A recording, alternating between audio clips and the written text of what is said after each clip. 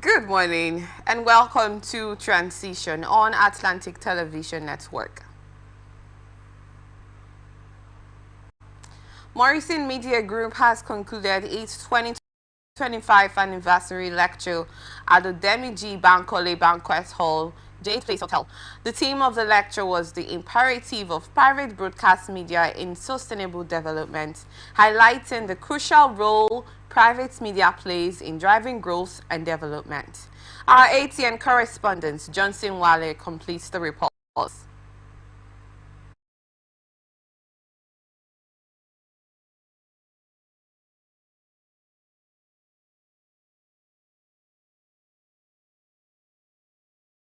At the Dimeji Bankole Banquet Hall, Gate Place Hotel, the theme of the lecture was the imperative of private broadcast media in sustainable development, highlighting a crucial role in private media plays in driving growth and development.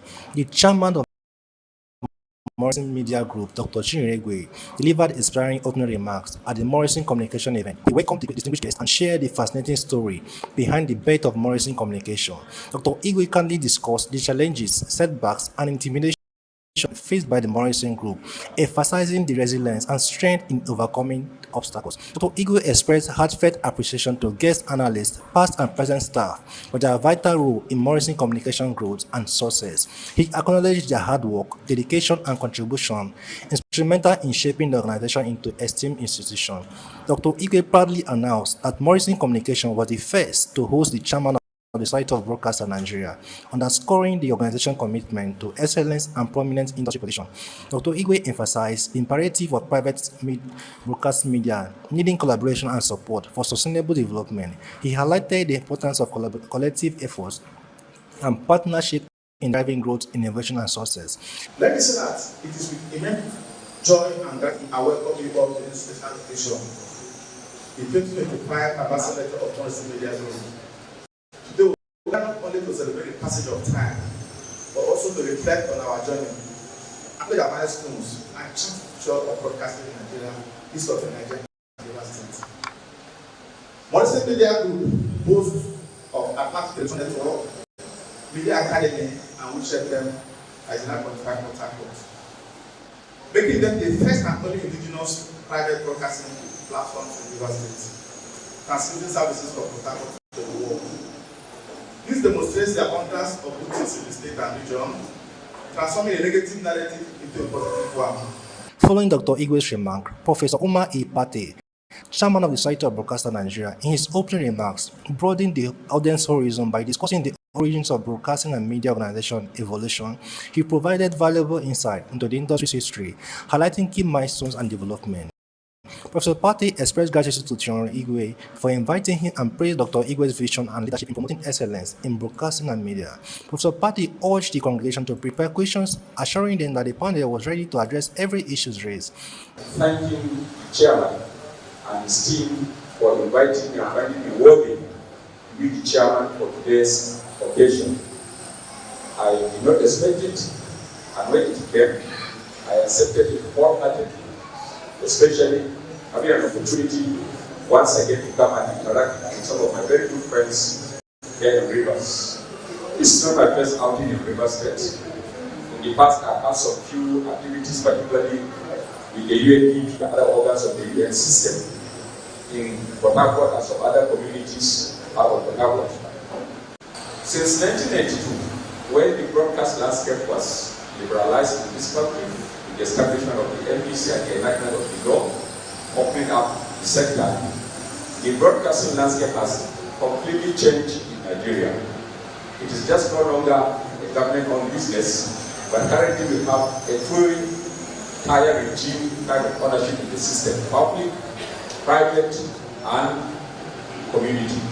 Professor Tony Iridia, keynote guest speaker, emphasized the media's role in reminding the government of their duties to provide development and ensure good projects in undeveloped areas. He noted private media's upper hand in exposing corruption and irregularities, but also highlighted challenges faced by private media, including weak training, skills, poor recruitment, and lack of security.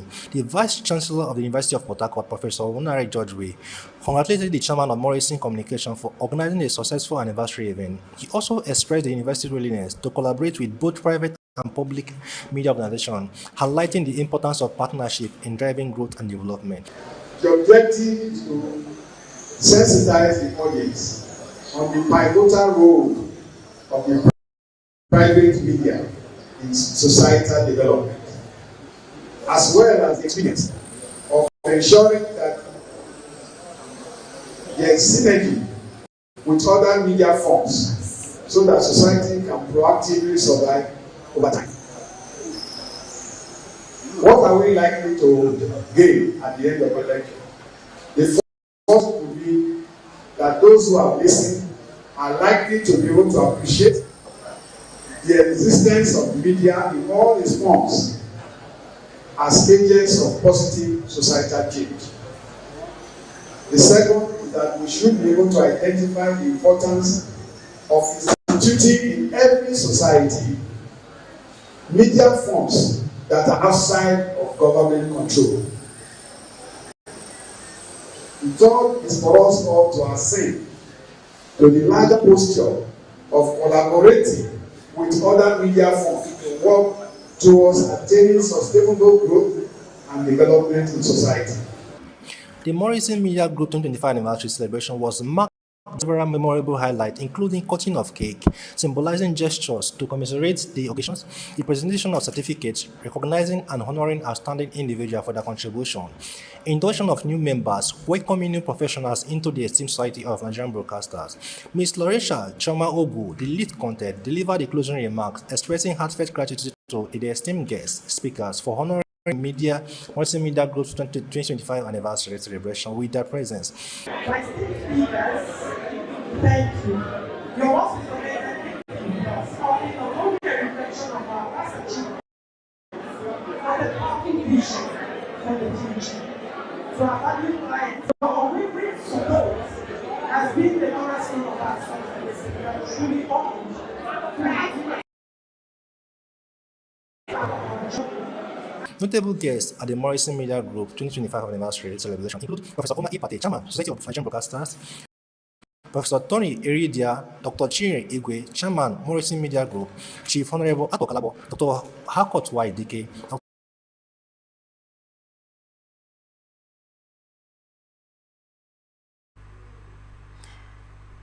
It was actually a remarkable lecture, courtesy of Morrison Media Communication, that right into the story. Chairman of APC in Rivers State, Sir Tony Okocha, has given the Rivers State Governor Simina Laye Fubara two options for consideration, which include to resign his position as the governor or face impeachment of the Rivers State House of Assembly. Tony Okocha, who gave the options at a press briefing in Port Harcourt, described the Rivers State Governor Siminalayi Fubara as one who behaves like a saint but extremely dangerous like a snake, adding that he cares less about the welfare of Rivers State.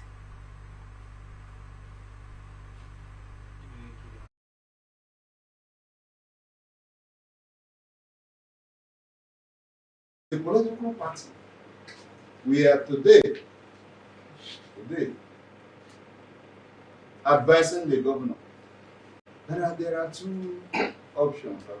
So the only option available to him, if you ask me, the only option available to him is not this is running from pillar to post, is to resign and be honorable about it. Otherwise, he will be impeached. The offenses are there. The Supreme Court has agreed and even provided us even the more. So what are we talking here? It behaves like a saint, it behaves like a Puritan. That is a very dangerous snake. Extremely dangerous. He cares less about how the citizens of this state will fare, having not had the opportunity of earning their salary because of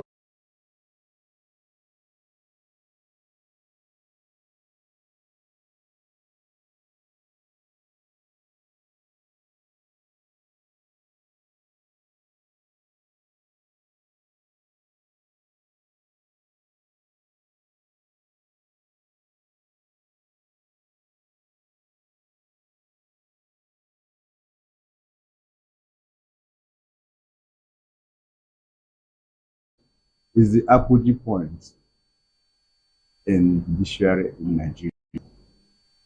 When the Supreme Court makes a decision, the only option available to anybody that feels something is to appeal to God. Now the CTC is out. He has read the CTC. Certified True Covenant of CTC. And what is their decision after the CTC has been received? The decision is to invite the assembly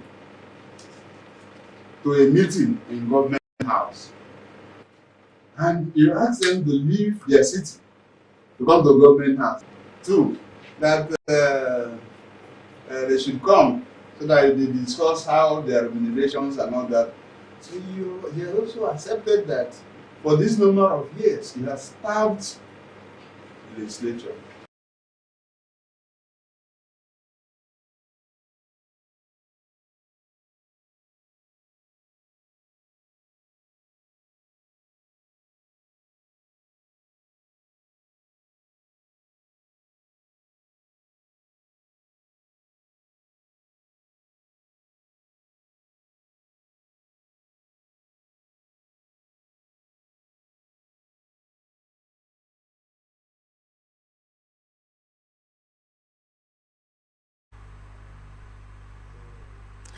River State House of Assembly has invoked its powers to order warrants on members of the River State Independent Electoral Commission to compel the attendance of any person who, after having been summoned to attend, fails, refuses, or neglects to attend the invitation of the River State House of Assembly on Monday at its 133rd legislative sitting.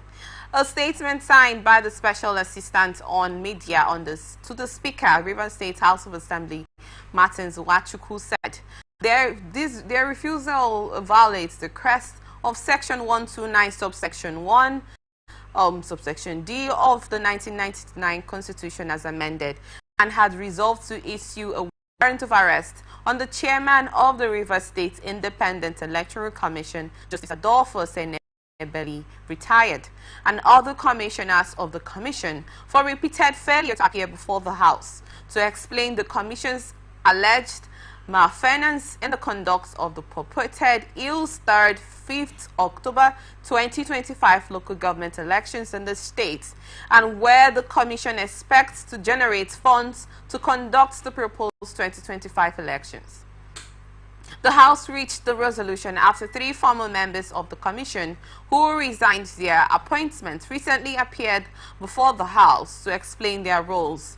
The House Leader, Honorable Major Jack, then read Section 129 of subsection 1D and 2 of the 1999 Constitution to remind the House of the powers donated to them as an assembly by the Constitution, stressing on the flagrant refusal of Justice Enebeli, retired, and other members of the Commission to honor the summons. The statement also said contributing members spoke angrily of the asmal conduct of members of the Commission, more particularly the chairman, Justice Adolfo Senebeli, being a retired judge of the River State High Court.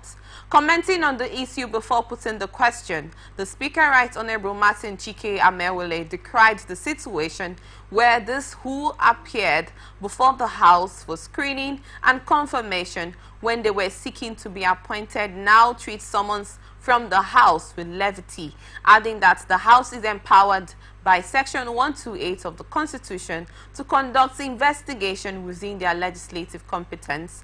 Therefore, retired Justice Enebeli and his cohorts must be brought to the House for questioning on the billions of Rivers people's money they squandered in the guise of local government elections. When the Speaker puts the question, the House voted in the affirmative, issuing a warrant of arrest on recalcitrant chairman of and his commissioners.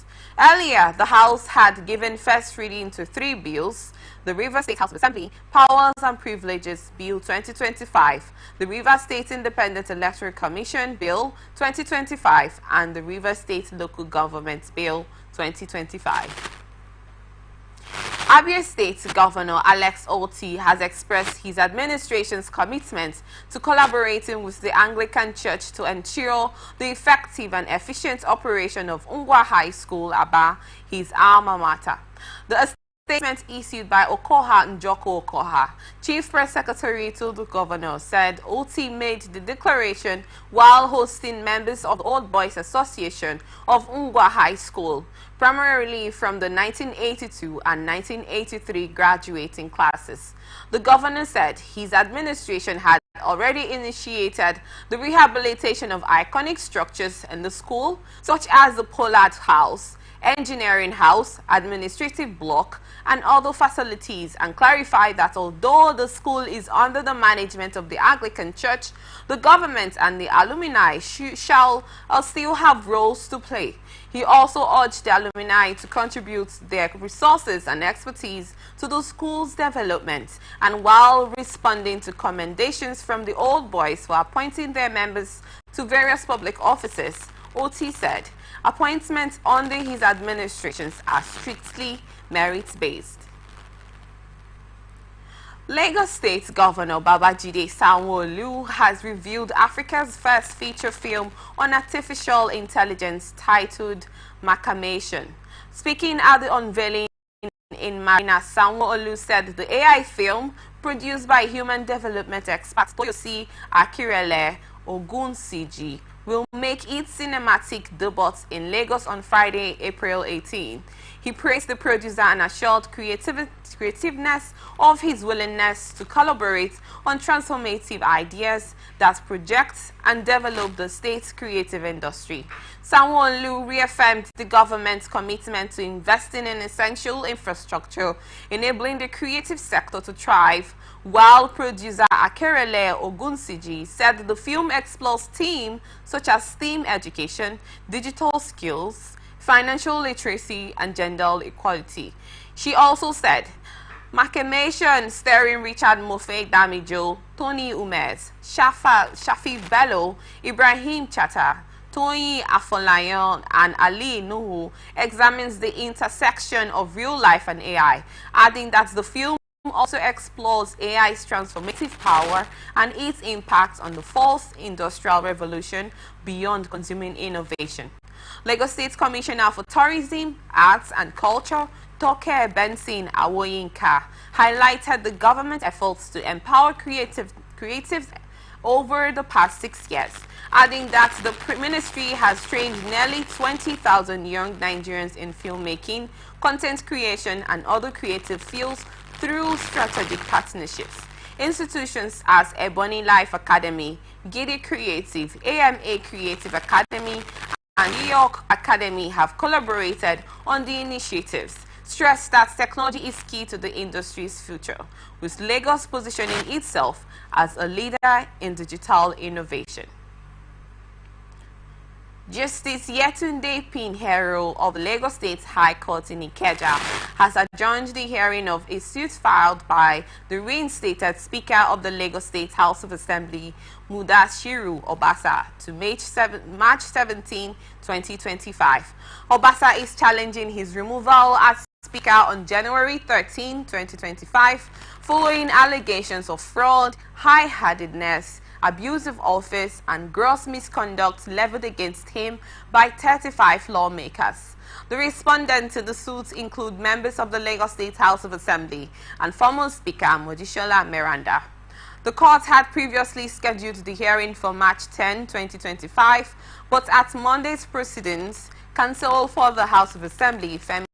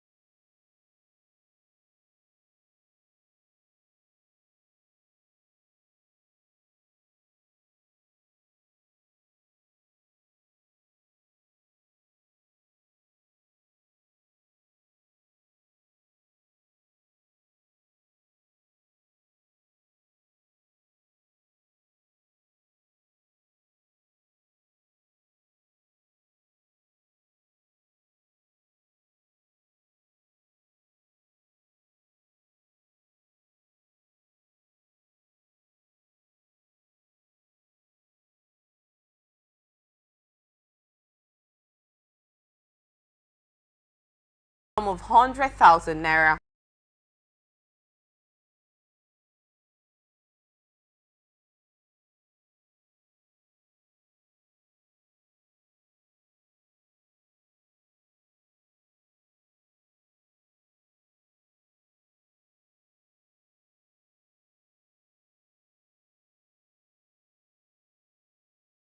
Actively negotiating with the management of the institutions to address the issues. According to Lawal, education is a foundation of societal development, with those contributing to its deserving fair and just treatment, while rectors of the affected institutions on Monday appealed to the aggrieved unions to shelve the strike. Their appeal was disclosed in a statement issued by the Public Relations Officer, Dr. the Polytechnic Ibadan, Mr. Soladoye Adewale, adding that the rectors met with representatives of the industrial unions asking for more time for further negotiations and consultation. The chairman of the Joint Action Committee for Industrial Unions and the Tertiary Institutions, Dr. Kolawale Lawal, assured the authorities of the institutions that's being represented of the unions. An online meeting will be held with their executive and members to consider the appeal made by the authorities of the various institutions.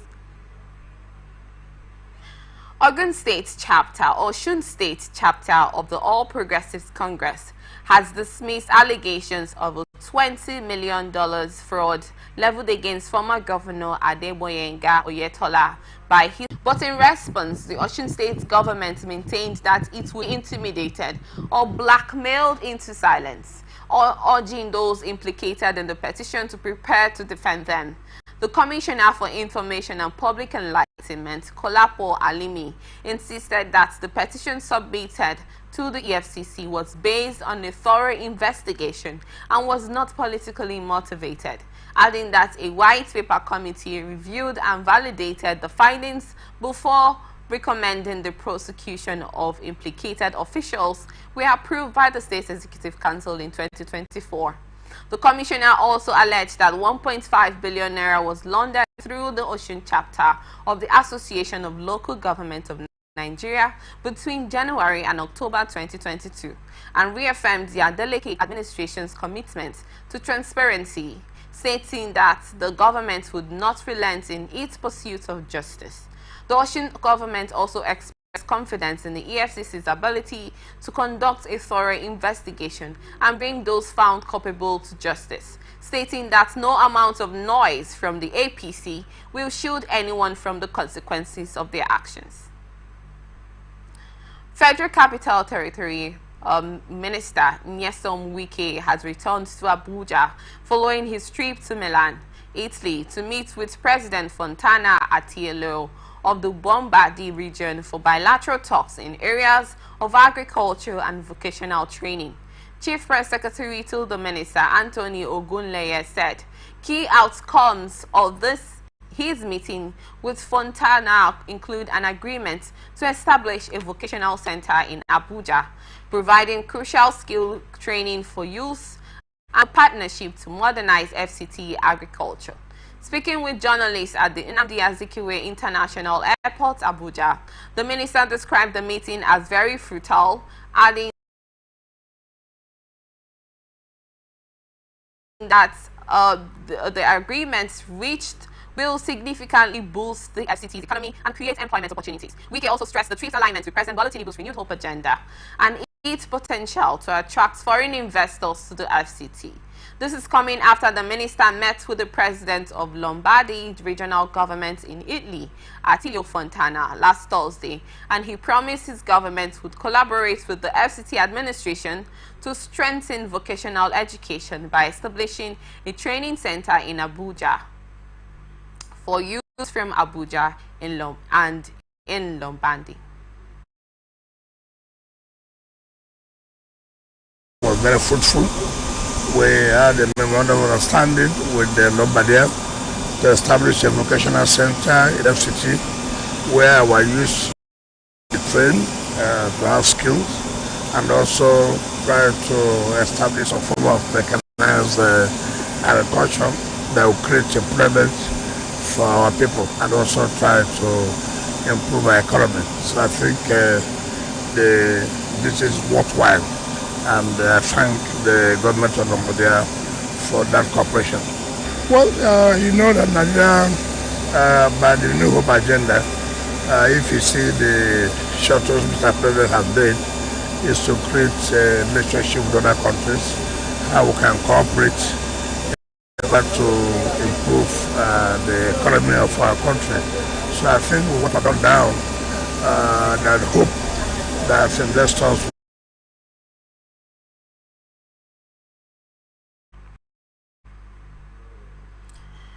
Suspected terrorists have raided burning Dede village in Kebbi State, killing 13 people and setting 7 villages ablaze.